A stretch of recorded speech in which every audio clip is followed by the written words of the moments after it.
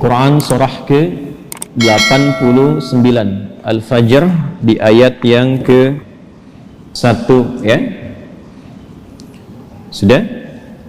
Sampai ayat 3. Bismillahirrahmanirrahim. Wal fajr walayalin 'ashr wasyaf'i wal watr. Tambahkan satu ayat lagi, wal-laili idza yasr. Baik, wal fajr, aku bersumpah demi waktu fajar. Di dalam Al-Quran kita temukan ragam sumpah yang langsung disampaikan oleh Allah Subhanahu wa ta'ala. Allah itu tidak bersumpah pun pasti yang difirmankan sudah penting. Dan sumpah itu ciri penegasan dan kesungguhan. Kalau dikaitkan dengan makhluk ada kesungguhan. Makanya kalau Anda ingin menguatkan sebuah pesan dan menunjukkan Anda serius, pakai sumpah ya. Besok ada ceramah Ustadz Adi di Masjid A. Oh, yang benar sumpah. Nah, dia kata sumpah itu kan biasanya untuk menegaskan sebuah makna kan dan menunjukkan kesungguhan. Nah, Allah itu tidak bersumpah pun itu pasti sudah penting apa yang difirmankan.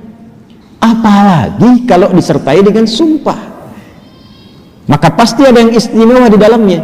Jadi kalau kita menemukan ayat dalam Al-Quran diawali dengan sumpah, ini menunjukkan pesan yang disampaikan di ayat itu tidak biasa, ada yang sangat penting, berbeda dengan pesan-pesan yang lainnya. Jelas sampai sini? Baik. Wal fajr, ciri sumpah pertama itu kalau ada di awal ayat, ini secara umum ya, dibuka dengan huruf waw,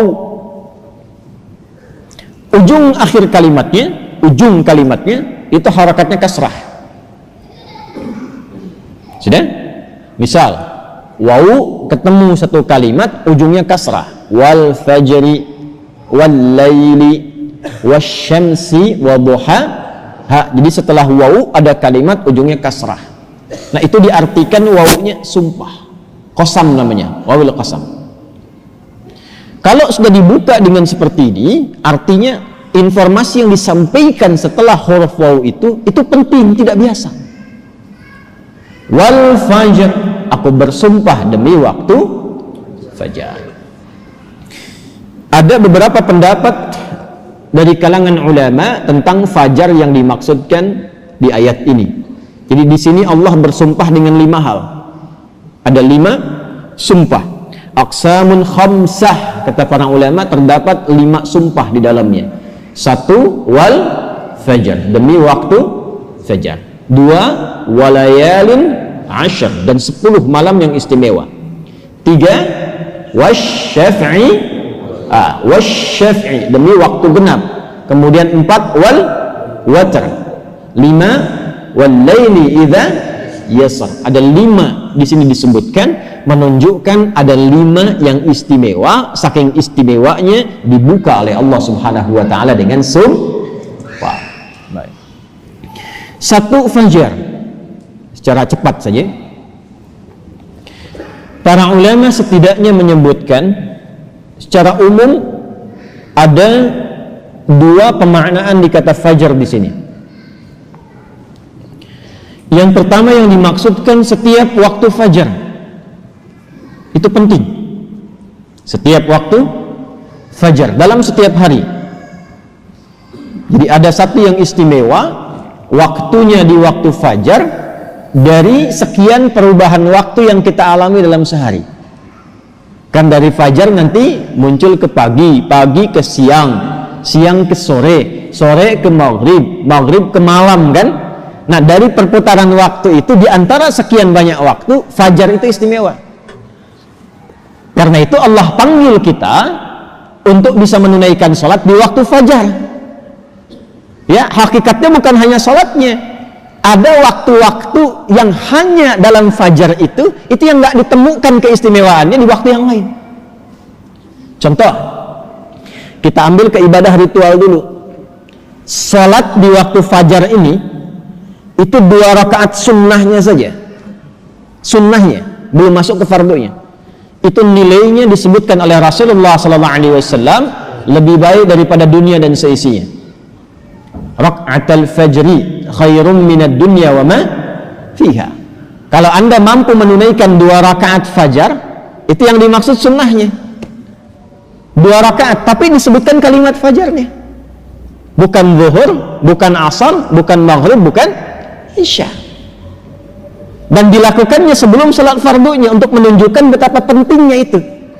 Karena kalau orang tahu itu penting, pasti persiapan datang sebelumnya. Ya, Anda tahu di sini akan pengajian kan?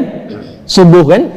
Subuhnya misalnya jam 4.35. Anda menjadikan pengajian itu sebagai hal yang prioritas. Kalau waktunya 4.35, datangnya jam berapa? Ada yang nginap, ada yang itikaf. Karena menjadikan itu penting. Kalau tak penting mungkin diabaikan. Nah, Allah menyatakan fajar itu penting, jangan tinggal. Bahkan saking pentingnya, ada di antara hamba-hamba Allah yang menyiapkan waktu fajar itu bangun dari sebelumnya sampai warming up dulu, pemanasan supaya subuhnya itu, fajarnya itu bisa optimal. Bangun dari malam, Pak. Ada yang menjelang fajar itu membiasakan hatinya supaya khusyuk, sehingga saat sholat di waktu fajar sudah terkoneksi kepada Allah dengan baik. Cara menyiapkannya dengan istighfar. Waktu singkat menjelang fajar itu disebut sahar namanya. Jamaknya disebut ashar. Ada orang-orang yang kalau sudah tiba waktu ini, dia banyak istighfar, istighfar, istighfar, istighfar, supaya hatinya lapang saat fajar tiba, terkoneksi sempurna kepada Allah. Sempurna, nyambung. Itu ada di Quran surah ke-51 ayat 18. Wabil ashari hum yastaghfirun. Ya, kalau ingin dikuatkan kesabaran, ingin diberikan rizki sehingga bisa sering infak, ya, ingin diberikan kemampuan menjalankan segala sesuatu dengan benar, menatap dengan benar, mendengar dengan benar, berjalan secara benar, itu diantara amalannya rajin istighfar di waktu sahar menjelang fajar. Dah, ini ijazahnya langsung dari Al-Quran, surah ketiga Ali Imran di ayat ke-17. As-sabirina was-sadiqina wal-qanitina wal-munfiqina wal-mustaghfirina bil ashar. Ya, Quran surah ketiga Ali Imran ayat 17, paling kiri sebelah atas tuh. Itu di situ istighfar di waktu sahar itu disamakan dengan 4 amalan tadi. Sabar, khusyuk dalam ibadah, bisa rajin infak, dan benar dalam menjalankan aktivitas. Itu diantara latihannya rajin istighfar menjelang fajar. Makanya kalau sudah istighfar, terbuka hatinya, terkoneksi dengan Allah, itu ibadahnya akan lebih enak dibandingkan dengan yang jarang istighfar. Gitu. Alhamdulillah. Ada sifat qanitin di situ. As-sabirina wal qanitina. Sedangkan kita diminta salat itu dengan sifat kunut. Orangnya disebut qanit, jamaknya qanitin. Ada di mana ayatnya? Al-Baqarah ayat 238. Hafizu 'alas salawati was salatil wusta wa qumu lillahi qanitin. Tuh. Kalau mau salat, mau enak salatnya, jangan sekedar salat. Memang betul sudah selesai, ya, menuntaskan kewajiban, beban kewajibannya hilang, tapi kenikmatannya dapat nggak? Manfaatnya dapat nggak? Kalau ingin menikmati salat, ingin dapat manfaatnya, dapat ketenangan, terkoneksi dengan Allah, doanya cepat dijawab, maka khusyuklah dalam salat. Nah, di antara cara mendapatkan khusyuk itu istighfar, dibuka, sehingga sekat-sekat yang membuka kita itu, yang menghambat koneksi kita dengan Allah itu terbuka. Ini dari Quran, dari Quran. Nah, dibiasakan istighfar paling enak itu di waktu sahar menjelang fajar, apalagi kalau bisa tahajud sebelumnya. Kalau bisa tahajud, ya, tahajud kemudian istighfar, terbuka hati, rajin memberi, di situ itu disebut langsung oleh Quran kalau dia bertahan dengan itu sampai wafat, itu disebut sebagai calon penghuni taman surga yang sedang beraktivitas di bumi.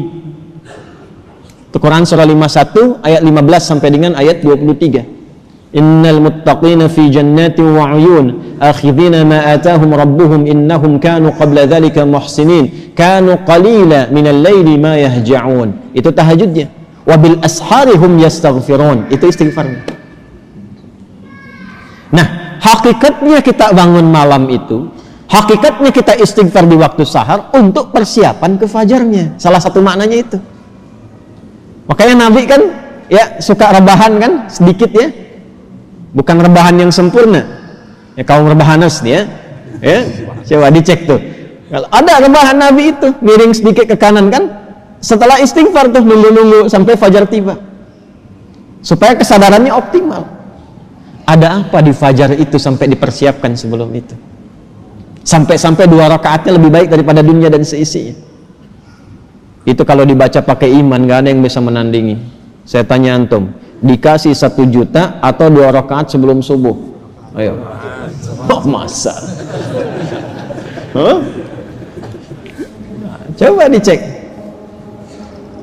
Sana ada lomba balapan di sirkuit tuh. Berlangsungnya sebelum subuh. Siapa yang datang duluan di dekat situ, 10 tempat pertama mendapatkan bonus 5 juta. Cuma nontonnya dapat 5 juta.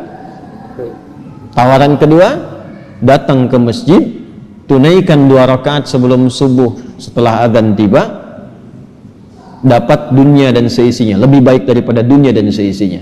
Pilih mana? Nonton di sirkuit atau 2 rakaat sebelum subuh? Tuh, makin pelan jawabannya. Karena babnya iman, bukan akal. Akal yang dibimbing oleh iman itu lebih tajam nanti cara berpikirnya. Mampir aja ke masjid, ntar balik lagi ke sana. Berarti ada yang penting. Kalau antum ingin latihan jadi orang baik atau anak pengen jadi baik tuh, konsistenkan subuh. Kayak ulama tuh tidak banyak ceramah, tidak banyak cakap, bilang subuh aja, konsisten. 40 hari subuh terus, ya? Sering begitu kan ya? Nah, itu saya bahas ilmunya sekarang. Dan itu dari Quran. Makanya agak aneh kalau rajin ta'lim, rajin saling mencela. Salat kok menjadi saling menuduh. Orang salat itu bersih hati. Orang ta'lim itu bersih jiwa. Nah, cara memulainya fajar. Kenapa Allah bersumpah dengan fajar? Karena Allah menginginkan hambanya jadi baik. Itu pesannya. Nanti sifatnya beda dengan zuhur, beda dengan asar, beda dengan maghrib, lain dengan isya. Fajar itu pembukanya. Karena itulah saat fajar dipanggil, iman kita terpancar. Makanya saat tidur kalau dengar adzan, itu kan terpancar kan, sudah adzan. Dan sekelebat itu ada yang meminta kita bangun tuh. Allahu Akbar, Allahu Akbar. Bangun tiba-tiba dengar adzan. Itu yang terpanggil imannya. Ketika cahaya iman itu merespon suara adzan, itulah fajar namanya. Dari maknawinya. Dari segi waktu dia melatih keadaan kita jadi lebih baik, terkoneksi dengan Allah. Kalau sudah hatinya bersih, nyambung dengan Allah, doanya mustajab. Innallaha tayyibun la yaqbalu illa tayyibah. Kata Nabi demikian. Allah itu maha baik sehingga akan cepat menerima dari yang baik-baik. Hatinya sudah baik, sudah lapang, jauh dari maksiat, maka apapun yang dia minta dikabulkan oleh Allah Subhanahu wa ta'ala. Karena itu saat-saat paling tepat untuk berdoa itu, memperbanyak doa itu saat fajar. Malaikat kumpul semua. Hadisnya sahih. Ya, inna malaikatal laili wa malaikatan nahar tajtami'u fi waqtil fajri atau kama qala Rasulullah sallallahu alaihi wasallam. Malaikat siang dan malam kumpul semua di waktu fajar. Alhamdulillah malaikat itu gaib. Kalau tampak tak jadi kita ke masjid. Sayapnya banyak tuh. Siapa? Israel. Balik lagi. Kumpul semua. Nah, kalau sudah kumpul malaikat itu banyak berkahnya. Berkah itu ziyadatul khair, bertambah kebaikan. Kalau doa diaminkan. Kalau istighfar dimohonkan ampunan kepada Allah. Berkah lagi kalau subuh jamaah pengajian, berkah. Berkah lagi itu. Itu dari berangkat langsung malaikat memohonkan kepada Allah kebaikan. Hadisnya viral sahih di Ibnu Majah itu. Ya, dari Abu Darda radhiyallahu taala anhu. Qala Rasulullah sallallahu alaihi wasallam, "Man salaka tariqan yaltamisu fihi 'ilma sahhala lahu tariqan ila al-jannah, wa innal malaikata la tadau ajdihataha ridan li talibil ilmi." Orang mau berangkat menuntut ilmu, itu malaikat membentangkan sayap memohonkan kepada Allah ridha untuk orang itu. Berangkat dia ke masjid pas di waktu fajar, banyak sekali.